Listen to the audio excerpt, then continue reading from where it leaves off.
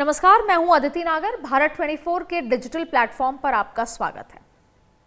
Feel the thrill में बात करेंगे, लेकिन आज का जो मुद्दा है उसमें कई बड़े सवाल खड़े होते हैं। सबसे बड़ा सवाल है, क्या दवा के नाम पर मौत बिकनी चाहिए? सवाल इसलिए इंपॉर्टेंट है क्योंकि वैसे तो जिस तरह के रिएक्शंस सरकारों से आए हैं, ये लगता है कि 140 करोड़ लोगों की इस आबादी में अगर 12, 15, 17 बच्चों की, जो बच्चे 2 साल, 4 साल, 5 साल के हैं, उनकी अगर मौत हो जाती है तो ज़्यादा फर्क नहीं पड़ता। तब तक फर्क नहीं पड़ता जब तक कोई प्रेशर क्रिएट नहीं होता। क्योंकि जैसे ही मध्य प्रदेश से, राजस्थान से ऐसी बात निकल कर आई तो सरकारें, एक नहीं, 2 नहीं, 3 नहीं, 4 सरकारों ने कहा कि दवाइयों में कोई मिलावट नहीं है। जब तक कि प्रेशर क्रिएट नहीं हुआ तब तक कोई गुनहगार था ही नहीं। कभी पेरेंट्स पर इल्जाम लगा, कभी कहा गया झोला छाप डॉक्टरों से आप बिना पूछे प्रिस्क्रिप्शन की दवाई ले लेते हैं। यानी कि ये कहा गया कि खुद जो माँ बाप हैं वो इग्नोरेंट हैं। अब सवाल आंकड़ों का है, क्योंकि बड़े बड़े देशों में छोटी छोटी बातें होती रहती हैं। अगर 140 करोड़ लोगों में कुछ 15-17 बच्चों का हो जाता है तो रेशियो बड़ा मामूली है। लेकिन आपको एक और आंकड़ा बता देते हैं। जो कफ सिरप हम बच्चों को दे रहे हैं और जो इन बच्चों को दिया गया कोल्ड ड्रिफ्ट, उसमें एक पदार्थ है जो इंडस्ट्रियल सॉल्वेंट है, जो इंडस्ट्री में यूज होता है, और उसमें 0.1% यूज होना चाहिए, जो 48% से ज्यादा डाला गया। और आप विश्वास कीजिए, वो सॉल्वेंट वो है जो पेंट्स में उसको थिक करने के लिए डाला जाता है। कफ सिरप में इसलिए इतनी मात्रा डाली जाती है जिससे वो बच्चों को मीठा लगे और थोड़ा गाढ़ा हो जाए, लेकिन वो 48% था। और ना सरकार, ना कोई ड्रग कंट्रोल, किसी को इस बात का कानो कान खबर नहीं है और लोग इसे लेने लगे, मार्केट में आ गया। इसी पर आज विस्तार से चर्चा करेंगे, क्योंकि ऐसा लगता है, मेरे साथ बहुत एमिनेंट जो मेरे साथ पैनल आज हैं, मैं आपको रूबरू करा दूं। सबसे पहले डॉक्टर नरेश चावला, आपका बहुत बहुत स्वागत है। आप former national joint secretary India medical association, साथ में former vice president Delhi medical council हैं। आपका बहुत बहुत स्वागत है। Doctor Samir Bhati, public health expert हैं, आपका भी बहुत बहुत स्वागत है। और Dinesh Jotwani ji, advocate supreme court of India, government relation expert भी हैं। सवाल शायद मुझे सर, सबसे पहले मैं नरेश सर आपके पास आना चाहूँगी। सवाल शायद ये है कि जो एक सरकारी बसों में लिखा जाता है वो आज पूरे देश के लिए हो गया है कि अपने जान और माल की जिम्मेदारी आपकी खुद की है। जान इसलिए कि हम खुद के लिए जिम्मेदार हैं, और माल जो हमारे बच्चे हैं उनकी भी जिम्मेदारी हमारी है, अगर हमने शायद भारत देश में जन्म लिया है इसलिए। देखिए, ये बहुत ही दर्दनाक मुद्दा है। कहने को आज से 4 दिन पहले सुना था 12-13 मौतें हैं, और वो 13 से 19 तो कल तक हो गई थी, ज़्यादातर मध्य प्रदेश में, कुछ राजस्थान में। क्यों? इन बच्चों ने चाहे किसी एक गवर्नमेंट डॉक्टर को नाम से लिखवाया या रिटेलर से केमिस्ट से आके खुद खरीद लिया, बट ये कफ सिरप लिया है उन्होंने, कोल्ड ड्रिफ्ट नाम है, बनता है ये किसी तमिलनाडु की फैक्ट्री में। ये पता चला है ये कंपनी पहले भी कई बार ब्लैकलिस्ट हो चुकी है, उसके बावजूद भी ये कफ सिरप मार्केट में आया क्यों? आप सीधा सवाल आम आदमी पूछेगा, क्यों भाई, मेरी क्या गलती है, मैंने तो कफ सिरप खरीदा था, पी लिया। मैन्युफैक्चर यानी कि जहाँ फैक्ट्री में बना है। नंबर 2, वहाँ जो जब ये बन के बैच बाहर निकलता है तो बाकायदा फार्मासिस्ट टेस्ट करते हैं उसको। उसके बाद ये ड्रग इंस्पेक्टर्स होते हैं। उसके बाद जो हॉस्पिटल का डिपार्टमेंट जो इंडेंट करता है वो लेता है, फिर जो हॉस्पिटल का डॉक्टर है प्रेस्क्राइब करता है। बड़े दुख की बात है, डॉक्टर को स्केप कोड बना के गिरफ्तार भी कर लिया। किस हिसाब से? Is the doctor suppose to know the proportion of diethylene glycol, जो कि ऑब्जेक्शनल सब्सटेंस है, जो कि 48.6% था, उसकी परमिसिबल लिमिट सिर्फ 0.1% है। Is he suppose to know? No, we are not catching the right culprit. The right culprit is the manufacturer, the drug inspector, the pharmacist, the management of hospital, if at all. Doctor का तो कोई खेल ही नहीं है। लेकिन ये बहुत दुख की बात है। डॉक्टर साहब, मैं इसी पे सर, देखिए एक बात बताइए, या तो हम अपने मंदिर घर में भगवान की पूजा करते हैं, और दूसरा आप मान लीजिए कितनी ही केसेस आ गए, ये पहला केस तो नहीं है, ऐसा पहले भी होता आया है, लेकिन डॉक्टर भगवान हमेशा से रहे हैं। वो दवाई जिसमें हम और आप हम सबके साथ होता है, जिस बेडरूम में हम सोते हैं बगल में अगर एक दवाई होती है तो वो कफ सिरप होती है कि बच्चे को रात को उठा के पिला देंगे, सो जाएंगे। इतना ब्लाइंड फेथ होता है। सर कोई तो जिम्मेदार होगा सर। अगर जिन डॉक्टर का जिक्र हो रहा है उन्होंने अपने भतीजे को के केमिस्ट फार्मेसी शॉप में कहा कि आप जाके ले लो, कुछ तो लूप होल होगा ना sir. Aditi, let me clarify. Sir एक डॉक्टर साहब ने तो ये दिखाने के लिए कि इस दवाई में कुछ नहीं, पूरी शीशी पी ली, फिर वो बीमार भी पड़ गए। अगर वो उस उम्र के नहीं होते, उनकी इम्यूनिटी ऐसी नहीं होती, तो कहीं ना कहीं सर बिल्कुल हम उस पर आएंगे कौन जिम्मेदार था, पर क्या डॉक्टर जिम्मेदार नहीं है? मैं दोबारा स्पष्ट कह दूं, एक डॉक्टर को जैसे इंडियन फार्माकोपिया के हिसाब से दवाई बनाई जाती है, उस पर लिखा होता है इस दवा में क्या है। वो लिखा होता है डेक्स्ट्रोमेथोर्फन, एक सॉल्ट है जो कि एक वेल नोन सॉल्ट है। पहले तो आम जनता की खपत के लिए जानकारी बता दूँ, 5 साल से कम बच्चों के लिए, जो छोटे बच्चे होते हैं उनको हमें कफ सिरप देना ही नहीं चाहिए। उनको अगर कुछ दिया जाए तो बाकायदा पीडियाट्रिशियन या चाइल्ड स्पेशलिस्ट से पूछ के बाकायदा, चाहे हाइड्रेशन से, चाहे स्टीम से, चाहे नेबुलाइजर्स दवाई मिलनी चाहिए। ऐसे कफ सिरप बच्चे को मिलना ही नहीं चाहिए। ये गलत प्रैक्टिस है। आम लोग सोचते हैं डॉक्टर के पास ना जाया जाए, ये चुपचाप केमिस्ट से दवाई ले लो, या डॉक्टर को डॉक्टर साहब अभी दवाई नहीं लेनी, सिर्फ कफ सिरप लिख दो। ये प्रैक्टिस एक रॉन्ग प्रैक्टिस है। आपका ये सीधा सवाल पूछना कि अल्टीमेट जो डिलीवर कर रहा है वो डॉक्टर लिख के देगा, तो he is suppose to know it. So I am not trying to justify, but he cannot know how much of impurity was there in that particular batch. उसको पता ही नहीं चलेगा। Even he would, in fact मैंने उनका interview देखा है doctor Praveen Soni का, वो कहते हैं how would we know it? जब केस आना शुरू हुए तब पता चला यार कि कहीं कुछ हो रहा है, तब हमने रेफर किया, तब हमें पता चला इससे किडनी डैमेज हो रही थी और उससे सारा नुकसान हो रहा था। पहले तो आप आफ्टर ऑल जो वहाँ का स्टेट डिपार्टमेंट है उन्होंने तो इसको कहा कुछ नहीं है जी। Exactly. जब बाद में शोर मचा, पता चला 48.6%। आपने बिल्कुल ठीक कहा, ये तो एक इंडस्ट्रियल यूज के लिए एक चीज है। कायदे से मैं बता दूं आपको अदिति, जो इसमें यूज किया जाता है that is called propylene glycol. उसमें थोड़ी इम्प्योरिटी बर्दाश्त कर ली जाती है 0.1%, लेकिन वो इम्प्योरिटी 0.1 की जगह पे 48.6% होगी। That is the cause of death. मैं आपसे 16 ने सहमत हूं, द गलती must be pointed out whatever level. बिल्कुल sir. Samir sir, and we can have a conversation. अगर कोई पॉइंट ऐड करना हो समीर सर, एक बात बताइए। पहले तो सरकारें हाथ खड़ा कर देती हैं, भाई अल्टीमेटली जिम्मेदार कौन है? डॉक्टर्स, जैसा उनका हमने पॉइंट सुना, इसके अलावा मैन्युफैक्चरर्स, कोई तो कंट्रोलर है ना, कहीं तो कंट्रोल होगा, कहीं तो चेक होगा। जैसे ही उजागर हुई चीजें तो ये कह दिया गया, पहले तो मना ही कर दिया गया, और फिर अब ये कहा गया कि हमने बैच बंद कर दिया, और 4 और दवाइयां जोड़ दी कि पैरासिटामोल भी नहीं, अब आप कुछ भी मत लीजिए। जिम्मेदार कौन है सर? बिल्कुल बिल्कुल। देखिए भारत में जैसे हम देखें तो खांसी का मतलब हम मान के चलते हैं कि कफ सिरप, और जैसे आपने भी बात करी कि आम इस्तेमाल कफ सिरप का किया जाता है, और ज़्यादातर जैसे ओवर द काउंटर भी कफ सिरप लेते हैं, रखते हैं।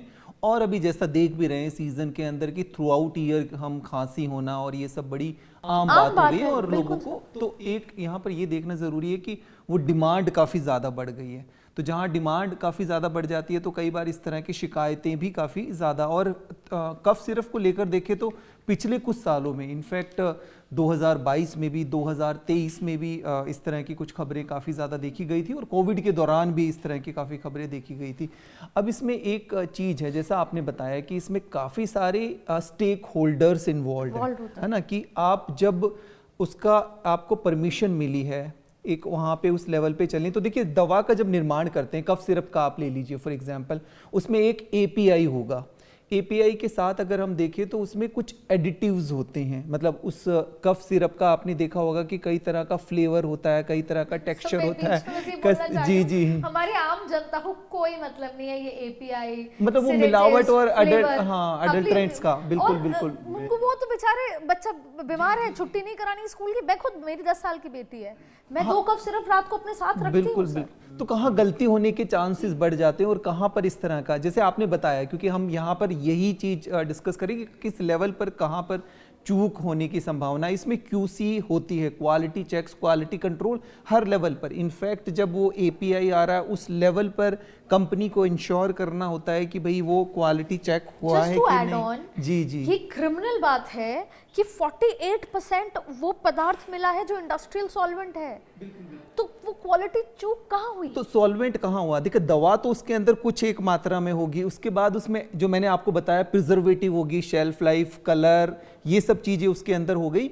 सॉल्वेंट जो अभी हम बात कर रहे हैं, जिसके ऊपर जो मेन कल्प्रिट जो अभी इंडस्ट्रियल सॉल्वेंट की आप बात कर रहे थे, वो जो DEG इसके अंदर पाया गया वो एक मिक्सचर की तरह है कि वो इसको बना के इसके टेक्सचर को फॉर्म करता है, और उसमें सबसे ज़्यादा मतलब जिसके थ्रू हमारी दवा अंदर जा रही है उसमें ये सबसे ज़्यादा जो चैलेंज मिला है और जिसकी वजह से ये सारी मौतें भी हुई है वो पाया गया है। तो पैकेजिंग के टाइम भी चेक होता है दोबारा, पैकेजिंग से पहले जब मतलब जब बॉटलों के अंदर फिल किया जा रहा है उससे पहले भी क्वालिटी कंट्रोल चेक होता है। उसके बाद दवा कंपनियां वो दवाओं के सैंपल अपने पास भी रखती है, रैंडम टेस्टिंग भी होती है, और उसके बाद जब मार्केट में वो रोल आउट हो जाता है तो वहां पर भी चेकिंग होती है। तो एक डिफरेंट स्तर आप पर सोचिए कितने फिल्टर्स हैं, और 9 लेवल पे उसके सिग्नेचर्स भी होते हैं कई तरह से। अगर हम बात करें कि जैसे अब फाइनल CDSO से अप्रूवल जा रहा है तो वो सब कई लेवल पे, जैसे अभी डॉक्टर साहब ने भी बताया कि ड्रग इंस्पेक्टर भी है और भी कई अधिकारी होते हैं जो उसके ऊपर मैं डॉक्टर सुवी भट्टी ऐड करूंगा। जी। आज से एग्जैक्ट 2 साल पहले ऐसा ही कोई बैच था किसी company, I don't know this company, वो सम अदर कंपनी, वो बकायदा ड्रग हमारी एक्सपोर्ट हुई थी। It went to Gambia and Uzbekistan, बड़ी बदनामी हुई थी, वहाँ 50 बच्चे मर गए अफ्रीका गाम्बिया में, तो बहुत शोर मचा था। बात कर रहे हैं सर? हार्डली 2 years बैक जी। गाम्बिया उज्बेकिस्तान में एक्सपोर्ट हुआ था, बकायदा इंडिया की बड़ी बदनामी हुई थी। लेकिन उसके बाद फिर वहीं का, let me tell you, there are few whom we call multinational companies, वो अपना माल जगह महंगा बेचती हैं, मैं दोबारा कह रहा हूँ, उसके खिलाफ भी आवाज़ आ रही है। लेकिन there are other middle size companies, middle size pharma companies, उनका काम धंधा सिर्फ होता है कि वो अपनी प्रोडक्ट मार्केट में फेंक देती हैं एट ए हायर कमीशन और समथिंग। हाँ जी, वो कंपनी वाले तो आपको 20% देते हैं, हम आपको 40% या 50% देंगे। That becomes the incentive for a retailer to sell that product. बिल्कुल सर, मैं वो MR पे आपसे आना चाहती हूँ जिस पे पीछे, लेकिन सर दिनेश सर एक बात बताइए, 12 महीने में 2 महीने 3 महीने हम हवा में मिलावट देखते हैं, और 1 साल 2 साल सरकारें बदल गई, और इस बार भी अभी से एडवाइजरी जारी हो गई कि आप गाड़ी नहीं चला सकते, अब आप ये नहीं कर सकते, अब आप इस इंजन की B6 गाड़ी नहीं चलाएंगे। हवाओं में मिलावट, अब दिवाली आ रही है, पनीर में मिलावट, खोए में मिलावट, कि हर मिठाई में कोई ना कोई मिलावट। आप 10 किसी मिठाई की बड़ी बड़ी दुकानों पे चले जाएंगे, आप अभी कुछ दिनों पहले एक ड्राइव हुई थी जिसमें जूसेस में मिलावट थी कि वो सड़ा हुआ पपीता डाल दिया, ये तमाम चीज़ें, ये हो रहा है हर महीने हम किसी न किसी मिलावट से कुछ ना कुछ खो रहे हैं इस देश में। और अब आप देखिए दवाई, सुप्रीम कोर्ट ऑफ इंडिया ने, पहले भी ऐसे कई केसेस हुए होंगे, क्या डील रहता है सर? सुप्रीम कोर्ट क्या मिलावट को लेकर कोई एक स्ट्रॉन्ग कानून या कोई एक कमेटी ऐसा नहीं हो सकता कि हो जिसपे कड़ा सजा हो अगर जरा सी भी मिलावट मिले? क्योंकि विदेशों में तो इतना 0.1% भी ये जो जी है ये अलाउड नहीं है। तो क्या पर्सपेक्टिव है सुप्रीम कोर्ट का? इसमें लीगली तो लॉज इंडिया के स्ट्रॉन्ग हैं, जहाँ प्रॉब्लम आती, सुप्रीम कोर्ट बहुत स्ट्रिक्ट रहता है। दिल्ली हाई कोर्ट्स की बहुत, इसको हम इंटेलेक्चुअल प्रॉपर्टी राइट्स भी कहते हैं, जहाँ पे भी काउंटरफीट मिलता है, पायरेटेड सामान मिलता है, गारमेंट्स में, ऑटोमोबाइल में, उसमें आपके FMCG प्रोडक्ट्स में। पर जब ड्रग्स की बात आ जाती है, फार्मास्यूटिकल प्रोडक्ट्स की बात आ जाती है, तो लॉज भी बहुत हमें और स्ट्रॉन्ग चाहिए। आप देखेंगे कि जो हमारा जो एक्ट है भारतीय न्याय संहिता 227 to 28 सेक्शन जो हैं, उसमें काफ़ी बदलाव आए हैं। पहले इंडियन पिनल कोड था, भारतीय न्याय संहिता आ गया, उसमें भी ये बेलेबल ऑफेंस है। अब जो डॉक्टर्स को बुक किया है वो 105 में किया है। 105 is again a bailable offence की causing death by negligent act, जिसे कहते हैं culpable homicide not amounting to murder. तो स्ट्रिक्ट लॉज की बहुत ज़रूरत है। देयर इज़ जो इंडिया का ड्रग्स एक्ट है 1940 का, ड्रग्स एंड कॉस्मेटिक्स एक्ट, उसमें प्रोविज़न है, उसमें 27A सेक्शन कहता है कि you will have imprisonment more than 10 years अगर आपको कहीं से भी, चाहे मैन्युफैक्चरर हो, चाहे डिस्ट्रीब्यूटर हो, चाहे रिटेल वाला हो, किसी भी पूरी चेन में, सप्लाई चेन में जहाँ पे भी आपको पाया गया जिसने मिलावट की है, तो 10 years से मिनिमम 10 years है। तो वो बहुत अच्छा एक्ट है सर। बट अब आज से पहले भी ऐसा हुआ होगा ना, इतने केसेस आए होंगे, तो कोई माइलस्टोन ऐसा कुछ आया जजमेंट? हाँ, तो ये अभी रिसेंटली चेंजेस हुए हैं लॉ में। इनफैक्ट राजस्थान और उत्तर प्रदेश के भी नए नए लॉज आए हैं, जो वहाँ स्टेट लॉज हैं, वो जो आपको 10 ईयर से ऊपर करते हैं। एक जब हेल्थ मिनिस्टर सुषमा स्वराज जी थी, तब ये कमेटी भी बैठी थी कि इसमें डेथ पेनल्टी दी जाए अगर स्पेशली ड्रग्स और फार्मास्यूटिकल। उस कमेटी अभी तक कुछ हुआ नहीं उसका। यही पॉइंट है सर। अब आप देखिए, मैं एक नाम बताना चाहूँगी, ये वीरेंद्र कुमार गुप्ता है, इज एन ओनर ऑफ केसेंस फार्मा। मैं आज इनकी वेबसाइट पर गई। इनकी वेबसाइट पे आप कुछ भी क्लिक करेंगे, आप मेन पेज पर आ जाएंगे। इन्फॉर्मेशन के नाम पे एक ईमेल आईडी है, उस ईमेल आईडी पे मैंने उनको रीच करने की कोशिश की, मेरा मेल बाउंस हो गया। ये वो हैं जो इस पूरे मसले में इन्वॉल्व हैं। इन्हीं के साथ साथ एक इन्हीं के देवल गुप्ता भी हैं। इन दोनों से मैं नहीं कॉल कर पाई, ना अप्रोचेबल थे, और इनकी वेबसाइट में कोई नहीं है। अब आप सोचिए, ऐसे लोग जो ये फार्मा में इन्वॉल्व हैं, बच्चों की डेथ हो रही है, लेकिन कोई एक्शन क्यों नहीं सर? अदिति, मैं दोबारा ये बात पॉइंट आउट कर दूं, वकील साहब ने बड़ी ठीक बात कही। From Indian penal code to Nyaya Sanhita, भारतीय न्याय संहिता में जो लॉज है ना, वो बड़े स्ट्रिक्ट हो गए हैं। आपने सवाल पूछा, has there been ever be a judgement which is prohibitive? Oh, it is not there. ये क्या है? Are you Here not? comes why. I'll tell you why. Aditi, let me tell you very frankly. India, even capital city of Delhi, has a good number of quacks, unqualified people practicing in resettlement colonies, even good colonies also. No one stopping them. So what to talk of the people who are qualified and doing some wrong practices? They are absolutely unqualified people who are doing it scot-free. And me as the president of Delhi Medical Association, we tried hell of a lot. Because of the lack of political will, we could never achieve anything. Because that quacks were big political lobbies, and they are bigger vote banks for the politicians than the qualified doctors. We could never gain ground. Now your question, after all, the India of say decades back and India of today is different. We are trying to be a superpower. We are a superpower. We are a big medical manpower, huge resource. So please allow me to add. Sir, can we call ourselves a superpower or reaching towards it? How, sir? हमारे 2 साल का, 4 साल के, 5 साल के बच्चे जो पैदा हुए और सिर्फ पी और सोए और सोते रह गए सर.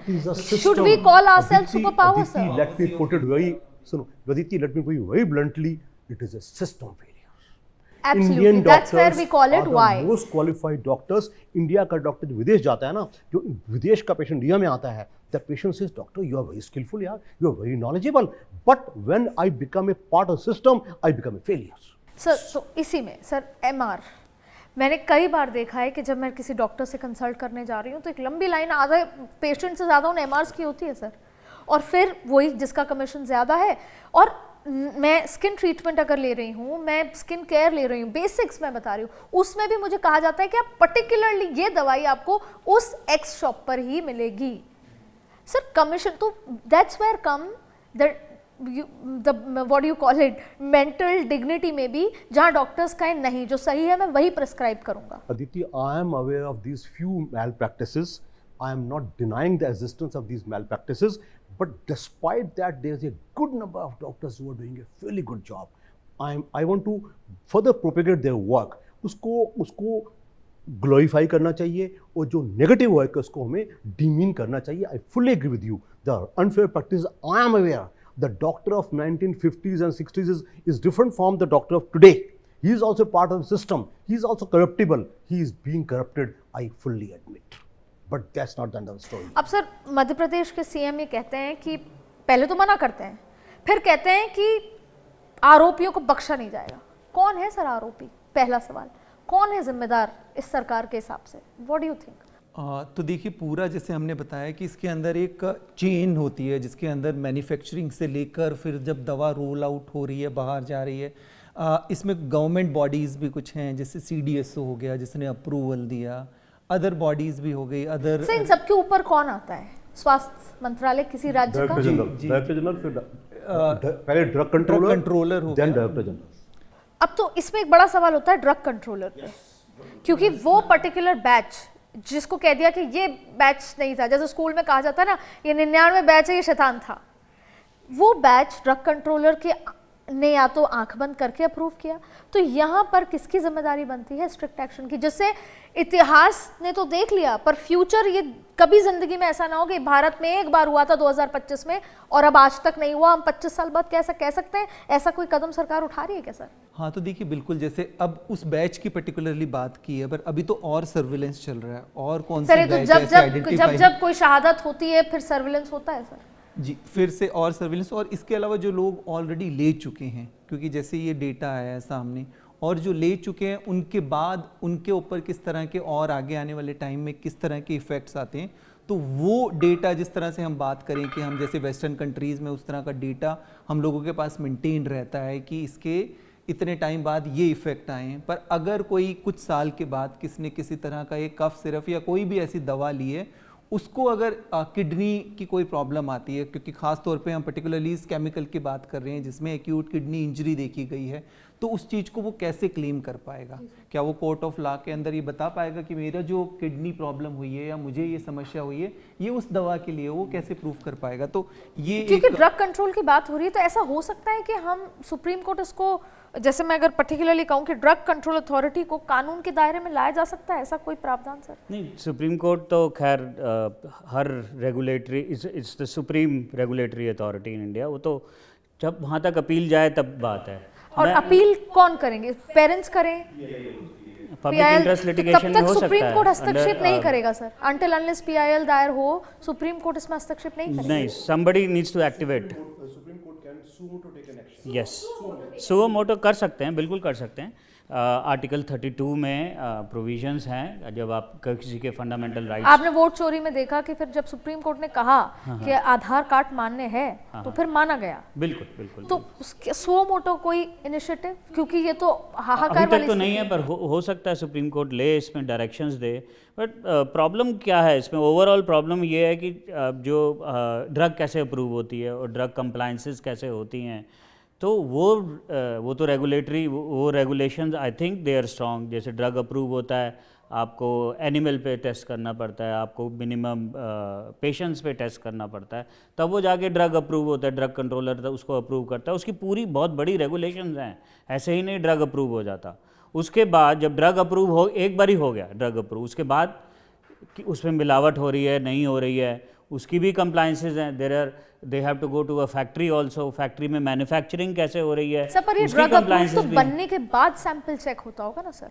नहीं, ड्रग बन गई पहले, फिर ड्रग कंट्रोलर के जाके वो टेस्ट करता है, जिसे कहते हैं क्लिनिकल टेस्ट करते हैं। क्लिनिकल टेस्ट की भी रेगुलेशंस होती हैं, आपको इतने ह्यूमन बींग्स पे टेस्ट करना है, आपको इतने एनिमल्स पे टेस्ट करना है, तब जाके वो ड्रग अप्रूव होता है। सर, वो बात कर रहे हैं when the new drug is made, new drug comes to the market, but we are talking about the existing products. What Aditi wants to know is कि क्या सुप्रीम कोर्ट कुछ सुओ मोटो एक्शन ले सकता है, या कोई हाई कोर्ट ले सकती है, या कोई PIL कोई बंदा दायर करेगा, कोई NGO दायर करेगी? Why am I asking this is, जो दर्शक हमारे सुन रहे हैं, अगर कोई इस पे एक्शन लेना चाहता हो, कोई चाहता हो कि सुप्रीम कोर्ट का हस्तक्षेप हो, तो उसका क्या रास्ता है sir? Directly you can approach supreme court directly also. आपको नीचे लोअर हाई कोर्ट्स में या डिस्ट्रिक्ट कोर्ट में जाने की ज़रूरत नहीं है, क्योंकि इम्पॉर्टेंस वाला मैटर है। बहुत ऐसे पहले भी केसेस रहे हैं जब सुप्रीम कोर्ट ने सुओ मोटो एक्शन लेना शुरू कर दिए हैं। लेकिन इस पॉइंट पे ये अभी मैं कहूँगा एक इन्वेस्टिगेशन चल रही है। अगर किसी ने सुप्रीम कोर्ट में PIL डाल भी दिया तो सुप्रीम कोर्ट क्या कहेगा? इन्वेस्टिगेशन करेंगे या कमेटी फॉर्म कर तो अभी आपने कुछ देर पहले कहा था कि सुषमा स्वराज जी के दौरान एक कमेटी बनी, पर हाँ, उसका वो कोई पॉलिटिकल राज्यसभा में कमेटी बनी थी, और जिसमें कहा था कि अगर स्पूरियस ड्रग पाई जाती है या फेक ड्रग या काउंटरफिट ड्रग जो भी आप कह लीजिए, उसकी जो पेनल्टी है डेथ पेनल्टी होनी चाहिए। तो एक फियर भी हो जाता है लोगों के माइंड में कि हाँ, और ख़ासकर जो ये मैन्युफैक्चरर्स हैं जो ये करते हैं, जो आपने ड्रग अप्रूव तो कोई और पर्टिकुलर सॉल्ट पे करा ली, लेकिन जब वो मैन्युफैक्चर हो रही है अल्टीमेटली उसमें कहाँ स्पूरियसनेस आ जाती है? क्या ये बता पाएंगे पब्लिक हेल्थ में डॉक्टर साहब कि मैन्युफैक्चरिंग स्टेज पे आती है या डिस्ट्रीब्यूशन स्टेज पे आती है या फिर रिटेल स्टेज पे आती है, या डॉक्टर का जैसे आपने कहा सेल्स वाला बैठा होता है, जी ये रिकमेंड कर दीजिए, उनके प्रेशर पे डॉक्टर आके लिख देते हैं। ये पूरी चेन इन्वेस्टिगेशन की at this time supreme court भी यही कहेगा, कमेटी बैठेगी। आपने एक और बात कही कि मिलावट को लेकर बड़े सख्त कानून हैं, 10 साल की सजा तक का प्रावधान है। फॉर एग्जाम्पल, अब पनीर में मिलावट मिल गई, मैं खरीदने जाती हूँ, मुझे मिलावट मिल जाती है, नकली पनीर है या मावे में मिल गई, तो अब मैं आगे क्या करूँ? आप इसको आप पुलिस में सीधा कंप्लेंट कर सकते हैं 226, 227, और अगर आपकी तबीयत खराब होती है तो आप और भी सेक्शंस लगा सकते हैं, भारतीय न्याय संहिता में है। हाईएस्ट कितना सजा मिलेगी उस व्यक्ति को अगर ये प्रूव हो जाता है कि वो मिलावट था? देखिए, ये जो है ये सारे बेलेबल ऑफेंसेस हैं। अगर तबीयत ही खराब होती है, आप कंज्यूमर कोर्ट में जाके डैमेजेस ले सकते हैं, पर एक होते शॉर्ट टर्म इफेक्ट, इमीडिएटली देख लिया, पर नहीं, जैसे हो में सकता है long कि term पनीर effect- खाने से मेरी तबीयत इतनी खराब हो कि मैं मर जाऊं। हाँ, मर जाओ तो ठीक है, मर जाओ तो ज़्यादा सीरियस है, अप टू 10 years पनिशमेंट मतलब है। मेरे किसी की जान जाने का इंतजार करना होगा। फूड इंस्पेक्टर्स भी हैं, हमारी फसाई भी है, बहुत कुछ है। द ट्रेजेडी अदिति इज हमारे देश में रेगुलेशंस बेस्ट हैं, इम्प्लीमेंटेशन कौन करेगा? लॉ को लगाएगा कौन? यू आप वकील साहब से पूछ रही हैं what will supreme court do? Don't mind, the Indian courts are already burden with crores of pending cases. Absolutely sir, मेरा सवाल यही है कि We should मैं not forget या that. तो We should not forget that. Paneer खा के जब तक कि मेरी जान न जाए, और उसके बाद भी घर वाले फॉर्मेलिटी पूरी करेंगे, कोर्ट जाए, तो आम आदमी जो रोज अपने 1000 रुपए कमाने के लिए निकलता है, 500 रुपए 200 रुपए कमाकर अपनी रोटी, वो कहाँ इन सब, वो बस यही इंतजार करेगा। डॉक्टर नरेश जी ने बिल्कुल ठीक बोला कि अल्टीमेटली पूरा स्ट्रेस्ड है, सिस्टम स्ट्रेस्ड है, whether it is health care system, whether it is legal system, कि आज वैल्यू नहीं रही है। आपके इतने पेंडेंसी ऑफ केसेस हैं, आप जाते हैं कि मेरे रिलेटिव की डेथ हो गई है, मोटर एक्सीडेंट किसी का हो जाता है, वहाँ पे जाते हैं, आपको 3-4 साल तो वहाँ लग जाते हैं, और एट द एंड क्या मिलता है? इंश्योरेंस कंपनी आपको 8 लाख रुपए देती है। अब 4 साल लड़े, किसी की डेथ हो गई, आपको 7-8 लाख रुपए मिल रहे हैं। तो ये जो पूरा सिस्टम है ना, ये पूरा स्ट्रेस्ड है। तो यानी कि लीगल सिस्टम स्ट्रेस्ड है, पॉलिटिकल सिस्टम स्ट्रेस्ड है, health care system is stressed. I am constrained to make a statement. We are perhaps victim of the bad system, but we are perpetrators of the same system. हम भी उस system का हिस्सा हैं, मैं भी कहीं उसमें कंट्रीब्यूट करता हूँ। तो down the line blaming the rulers, blaming the politicians, blaming the bureaucrats is not the end of the answer. Under the answer is कि कहीं ना कहीं हमें बदलना पड़ेगा। Who? Yes. Who will stand? I say, let me give you a bad example. Just at the time of 1962 war, India and China were almost barabar. Almost barabar. I have been to China. You may call them a totalitarian scheme, is a communist regime. They are authoritarian, but they have beautifully disciplined their system. India, I'm not saying India should head towards a dictatorship, but we should have to go for accountability. अब जो ये case हुआ ना, हम बैठ के discuss कर रहे हैं ना, पिछले 4 दिनों से चैनलों में प्रोग्राम चल रहे हैं, आज के हफ्ते बाद पता ही नहीं होगा कुछ। And I'm saying, the public memory is short. Public memory shot भूल जाते हैं। 2 साल पहले बड़ा शो मचा था, हमारी बदनामी हो गई, डिप्लोमेट्स ने हमें दोष दिया कि आपकी प्रोडक्ट्स, इंडिया की प्रोडक्ट्स, गाम्बिया में देश मर रहा है, उसमें लोग मर रहे हैं, उज्बेकिस्तान में, उसके बाद किसने पूछा ही नहीं। और I have heard this company which you are naming, this has been banned earlier also.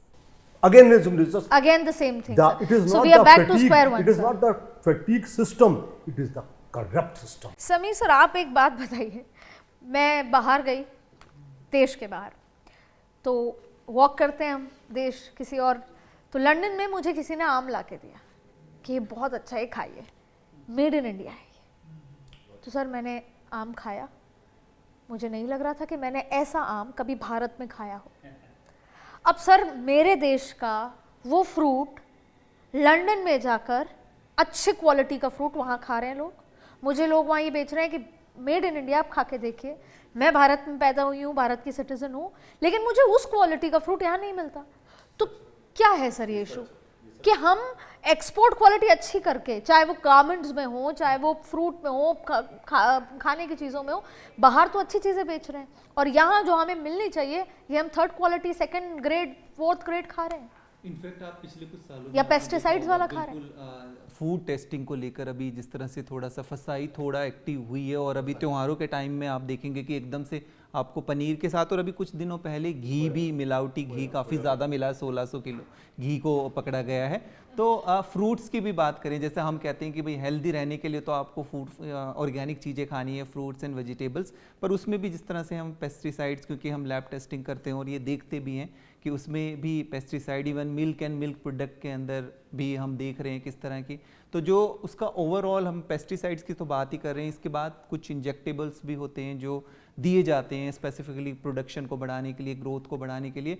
तो ख़ास तौर पे हमारे पास, जैसे अभी वकील साहब भी बात कर रहे थे कि कानून है, नियम बने हुए हैं, पर इम्प्लीमेंटेशन का, मॉनिटरिंग का, सर्विलेंस की, वो अभी कहीं काफ़ी ज़्यादा कमी है कि जब इस तरह की कोई घटना, जैसे अभी फ़िलहाल हम कफ सिरप की भी बात कर रहे हैं, तो 9 सितंबर के करीब, आई थिंक 1 महीने के करीब इसका केस हुआ था, और अभी महीना हो गया है और अभी तक इसके ऊपर डिस्कशन होके, और अभी भी एक क्लियर पिक्चर, जांच रिपोर्ट क्लियर आई नहीं है जिसके ऊपर कि हमें हमारा फर्दर एक्शन प्लान क्या है। तो ये कहीं ना कहीं Aditi, let me inform you, India is the biggest generic drug exporter Yes, in the sir, earth. बिल्कुल। और आप अभी ये मत खास सोचिए तौर पे इंडिया जब की कैपेबिलिटी 100 नहीं है, इंडिया की कैपेबिलिटी बहुत ज़्यादा है। आपने बिल्कुल ठीक कहा, वहाँ आम अच्छा मिल जाएगा इंडियन वाला, लेकिन यहाँ उनको इंडियन पब्लिक, फॉर एग्जांपल जो ये हुआ है मध्य प्रदेश में, ये बिलीव में अगर ये शोर ना मचता तो मामला वहीं दफन हो जाता, वहीं दफन। कोल्ड ड्रिंक का भी आपने सुना होगा उसमें कि वहाँ पर जो कोल्ड ड्रिंक है उसके अंदर जो शुगर की मात्रा बिल्कुल है, बिल्कुल और जो भी तो मेरे को एक केस आया था 3-4 साल पहले, जिसमें, और मेरे को उस केस में FDA, जो वहाँ की US की FDA होती है, food and drug authority, FDA, वहाँ के रेगुलेशंस पढ़ने का मौका मिला था, और इतनी कंप्लाइंसेस हैं वहाँ पे फॉर मैन्युफैक्चरर्स। आप कह रहे हैं कि इंडिया में वो मैन्युफैक्चरिंग ड्रग हो रही थी, तो FDA की रेगुलेशंस मैंने पढ़ी, और यहाँ पे कंप्लाइंसेस करने की हमने कोशिश की। कम से कम 250-300 ऐसी रेगुलेशंस थी फॉर मैन्युफैक्चरर्स आल्सो, और वहाँ से US से FDA की टीम फ्लाई की अप्रूवल के लिए। उन्होंने पूरा मैन्युफैक्चरिंग प्लांट को देखा, कॉम्पोजिशन को देखा, तब जाके एक्सपोर्ट लाइसेंस मिला मेरे client. FDA is the biggest and most stringent authority on earth. US citizen को, US stands five for you, वो कहता है मेल सिटीजन के लिए उनको बेस्ट मिलना चाहिए। Indian people, Indian government, and these were generic sir, patented भी नहीं थे, हाँ, जेनेरिक बिल्कुल, ड्रग बिल्कुल। के लिए FDA is the US biggest- FDA के ऑफिशियल्स आए यहाँ पे, हमारे क्लाइंट को पूरा उन्होंने मैन्युफैक्चरिंग प्लांट देखा, कितने क्वेश्चनेयर पूछे, तब जाके उनको एक्सपोर्ट लाइसेंस मिला ये पर्टिकुलर ड्रग भेजने का US से। सो वहाँ का माल तो अच्छा होगा ही ना, यहाँ पे कहते हैं अरे ये कस्टम रिजेक्ट माल है, आपने सुनी होगी ये। सर मैं आपकी बात, सीधी बात कहूँगा, मैंने एक अमेरिकन से पूछा, इंडियन जो था, NRI था, कहते हैं डॉक्टर साहब अगर वहाँ मेरी गाड़ी गलत सड़क से ख़राब हो गई ना, तो मैं इतना बड़ा सूट फाइल करूँगा, वो पास होगा, वो कोर्ट्स करेंगी। कहते हैं म्यूनिसिपैलिटी को सड़कें ठीक बनानी ही पड़ेंगी, नहीं बनाएंगी तो जो मोटरिस्ट है वो उनसे बड़ा कंपटीशन मांगेगा। तो that means somewhere down the line, I am not blaming out judiciary for that matter, all systems, all are contributing to the glut, and this glut is mostly, I'm owning it, self-created. Don't I through the, मैं कूड़ा बाहर नहीं फेंक देता। अब मैं, you go to Switzerland, you go to England, you go to any damn where in Western world, New Zealand, Australia जाओ, America जाओ, यार सड़कें बिल्कुल साफ रहती हैं उनकी यार। And on the top sir, यहाँ पे बेचारा जो आदमी पैदल चल रहा है, रोड क्रॉस कर रहा है, उसके लिए जीवन मृत्यु का सवाल है। और मैं US गई, 30 सेकंड्स तो आपको गाड़ियाँ क्रॉस करने के लिए वो लाइट मिलती है, 1 मिनट 60 सेकंड्स जो फुट वॉकर्स हैं फुटपाथ पे, उनको they get 60 seconds. And on the top sir, एक और बात, क्योंकि सरकार सिस्टम पे तो सवाल उठाते आए हैं, आगे भी रहेंगे, अब सोसाइटी की बात कर लेते हैं, उनके चेतना की। मैं जापान देखा, मैंने जापान में 3, 4, 5, 6 साल के बच्चे अपने घर से निकलते हैं, बैग लेते हैं, पड़ोसी के यहाँ जाना है, स्कूल जाना है, ट्यूशन जाना है, कुछ सामान लेने जाना है, वो जाते हैं। मेट्रो में मैंने उनको अकेले ट्रैवल करते देखा है। This is out of my imagination, and I think आप लोगों के भी, कि आप अपने घर के बच्चों को ऐसा मेट्रो में, सड़कों पे छोड़ दें। वहाँ पर हर एक सिटीजन की, बच्चे के ऊपर रिस्पॉन्सिबिलिटी है, वो बच्चा जरूरी नहीं हमारा हो। बहुत अच्छा बताया। आप सोसाइटी का खुद की अवेयरनेस देखिए। Japanese have the best education system.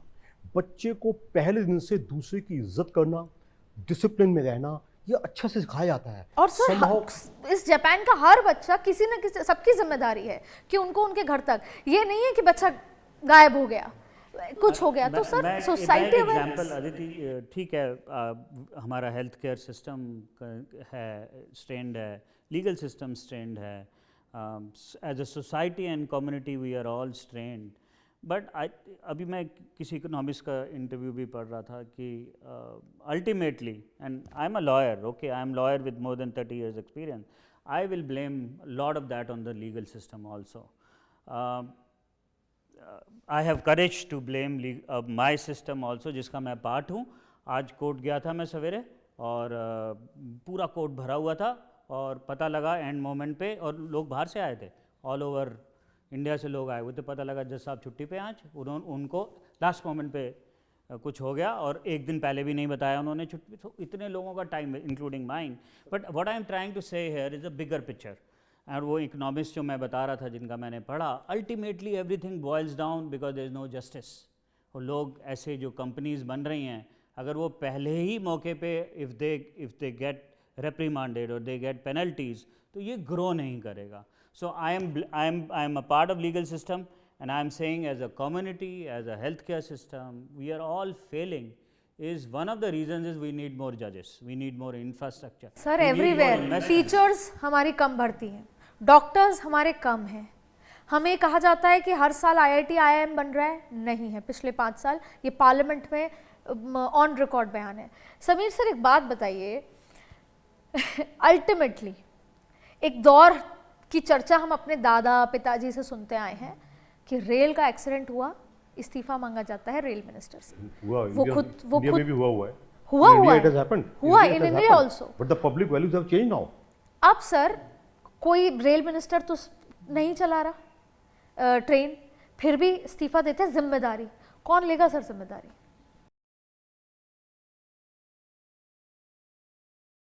Sir छोटी मछली या बड़ी मछली? बड़ी. अल्टीमेटली क्योंकि पूरा सिस्टम जो गवर्न कर रहा है, तो सिस्टम को तो इसकी जिम्मेवारी और एक किसी को तो सर एक अभी तक तो जिम्मेवारी सिस्टम लेनी में किसी जरूरी. ने नहीं ली. बिल्कुल बिल्कुल. तो अभी मैंने आपको यही बताया कि पूरे सिस्टम में प्रॉब्लम कहाँ हुई है. सबसे पहले तो डेटा ही ठीक तरीके से कैप्चर नहीं हुआ, फिर वो जांच होने में इतना लंबा समय लग गया. तो जब तक ये चीज़ें प्रोएक्टिवली नहीं होगी तब तक फर्दर एक्शन की बात, क्योंकि अभी एक्शन तो दूर की बात है, अभी सिर्फ जांच ही ठीक तरीके से आई नहीं है. अभी इवन पोस्टमार्टम के लिए अभी बात चल रही है और सब चीजें वही नहीं है. मोस्टली जो ऐसा होता है ना, 2 ही चीज़ें पता चला सकती हैं. एक बायोप्सी, क्या किडनी खराब हुई भी थी, सेकंड इज पोस्टमार्टम. हर बच्चा, ये अननेचुरल डेथ थी, it was not a natural death, it is unnatural death. बच्चा बीमारी से मरा, पता नहीं किस सस्पिशियस सर्कमस्टांसेस में. Every child should have been postmortem.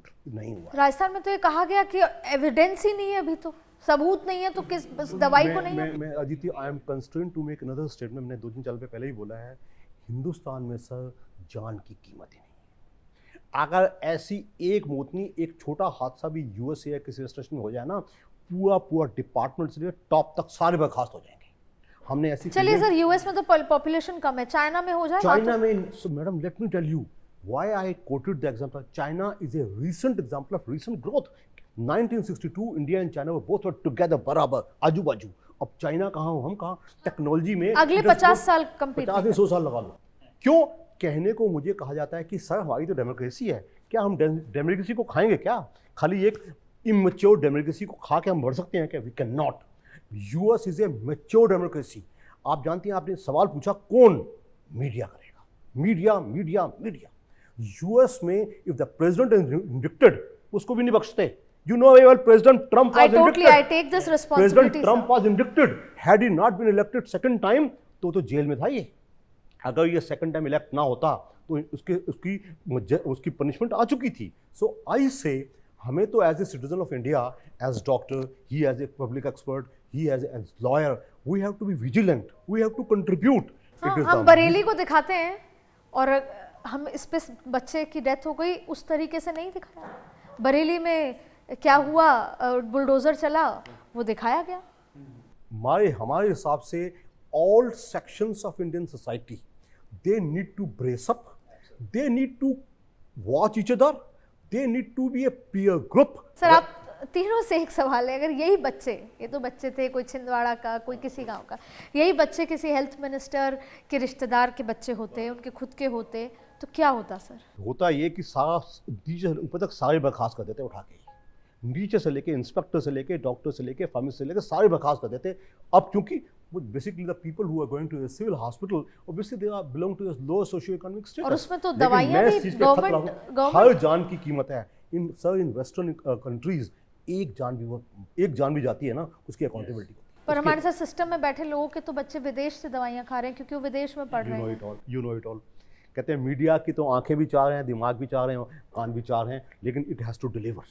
Sir because we have to wind up, मैं आप तीनों से स्टेटमेंट चाहती हूँ कि मुझे पता है ये फिर वही 5 दिन बाद, उम्मीद करती हूँ कि हम सब जागें, यही 140 करोड़ लोग, आज 17 बच्चे हैं, 70 हो सकते हैं, बट सर हम जगे कैसे, ये सिस्टम को जगाया कैसे जाए, और जिनको हम बार बार रिस्पॉन्सिबल बता रहे हैं उन तक ये बात कैसे पहुँचे कि अब नहीं। शैल आई से इट ऑनेस्टली, पहला तो बहुत दुखदायक है, मैं हमारी संवेदना टू उन लोगों के माँ बाप के लिए, हर बच्चा कीमती है, जिसका आजकल बच्चे सर कम पैदा होते हैं, आजकल 8-10 बच्चे पैदा नहीं होते, जिसका एक ही बच्चा था दोबारा पैदा ना हो, वो तो गया ना काम से। बिल्कुल फुल संवेदना है, और जो अकाउंटेबल है, चाहे ड्रग इंस्पेक्टर है, चाहे डॉक्टर तो कम माना जाएगा, चाहे मैन्युफैक्चरर है, चाहे फार्मासिस्ट है, अकाउंटेबिलिटी उसके जवाब देना पड़ेगा, number 1। Number 2, you said how to improve, तो मैं हमेशा कहता हूँ टू इम्प्रूव माई सेल्फ, मैं अच्छा बनूँ, मैं अपना role as a doctor, as a human being, as a parent, as a citizen, as a street man अपनी सफाई का ख्याल रखूं, अपनी सेहत का ख्याल रखूं, ऐसा करूं, और प्लस अपने परिवार को अगर सुधार लूं तो that can work wonder. So instead of advocating to others, if I start with me per se, तो अच्छा।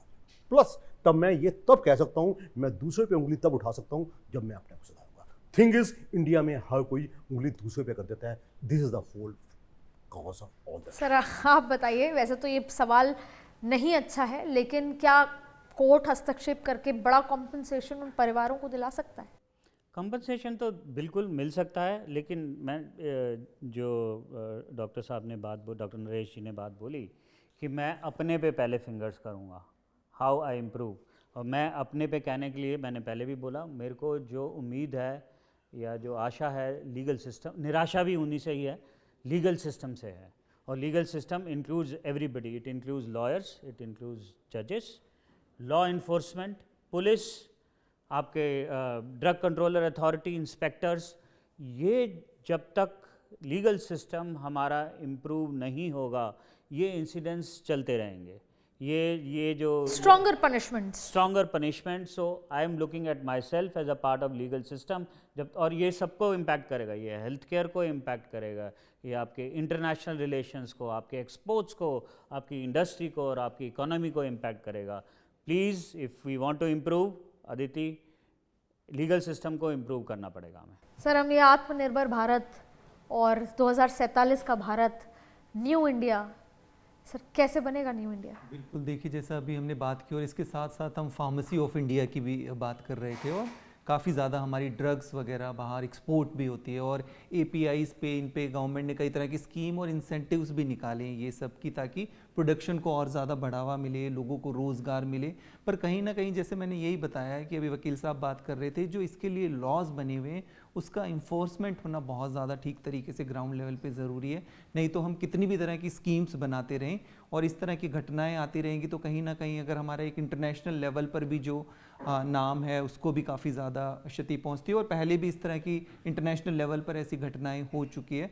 तो इसलिए मैं समझता हूं कि इसके ऊपर लॉ इन्फोर्समेंट बहुत ज़्यादा ज़रूरी है, ख़ासतौर पे जो फूड इंडस्ट्री है, खाने की चीज़ें और दवाइयाँ, जिनके ऊपर जो आजकल हम बेसिक नेसेसिटी कह रहे हैं जिनको। हनुमान को उसकी शक्तियाँ याद दिलानी पड़ती हैं। हम अपने आम जीवन में इतने व्यस्त हैं, आप, मैं, हम सब, कि हम भूल जाते हैं कि हमें कितनी ताकत है। हम 140 करोड़ लोग हैं, और ये जो युवा है, जो बच्चे हैं 2 साल के, 4 साल के, ये आज से 15-17 साल बाद सरकारों को वोट करते। ये बच्चे देश का फ्यूचर थे। काश ये सिस्टम जाग जाता पहली दूसरी मौत के बाद, तो हम 7-8 बच्चों को बचा सकते थे। तो मेरी अपील आपसे ये है कि इस बार इन मासूम बच्चों की हत्यारे को जब तक हम पनिश नहीं कर दें, तब तक हम शांति से नहीं बैठे। मुझे पता है हम सब व्यस्त हैं, हम अपने रोज़मर्रा के जीवन में व्यस्त हैं, पर कोशिश कर सकते हैं, क्योंकि वो जो कहते हैं कि हनुमान को उसकी शक्तियां दिलानी पड़ती हैं, हम 140 करोड़ लोग हैं, अगर हम एक साथ हो जाएं तो हम सब कुछ बदल सकते हैं हमेशा के लिए। लेकिन तब तक, क्योंकि कहा जाता है कि अपने जान माल की जिम्मेदारी आपकी है। 5 साल से जो छोटे बच्चे हैं उनको हम कोशिश करें कि कोई दवाई कफ सिरप ना दें, हम उनको स्टीम दें, गर्म पानी दें। कोशिश करें कि जब तक कोई डॉक्टर प्रिस्क्राइब दवाई ना लिखे तब तक ऐसे ही किसी से दवाई पूछ के ना दें। ये गलतियां मैं भी करती हूँ, हम सब अपने रोज़मर्रा के जीवन में करते हैं। हम कोशिश करें कि 5 साल के बच्चे तक कोई दवाई ना हो, उसको जो औषधि है, जो हमारे घर के इलाज हैं, उसी से हम करें। आप क्या सोचते हैं इस मुद्दे के बारे में? क्या आप साथ हैं? क्या हम तब तक चुप नहीं बैठेंगे जब तक हम ये सुनिश्चित कर लें कि अब एक और बच्चा, एक मासूम बच्चा नहीं जान गंवाएगा? आप क्या सोचते हैं? आप फील द थ्रिल में ज़रूर कमेंट कीजिएगा। अगले किस मुद्दे पर चर्चा चाहते हैं वो भी कमेंट कीजिएगा और जुड़े रहिएगा। आज रात 10 बजे फील द थ्रिल ज़रूर देखिएगा। धन्यवाद।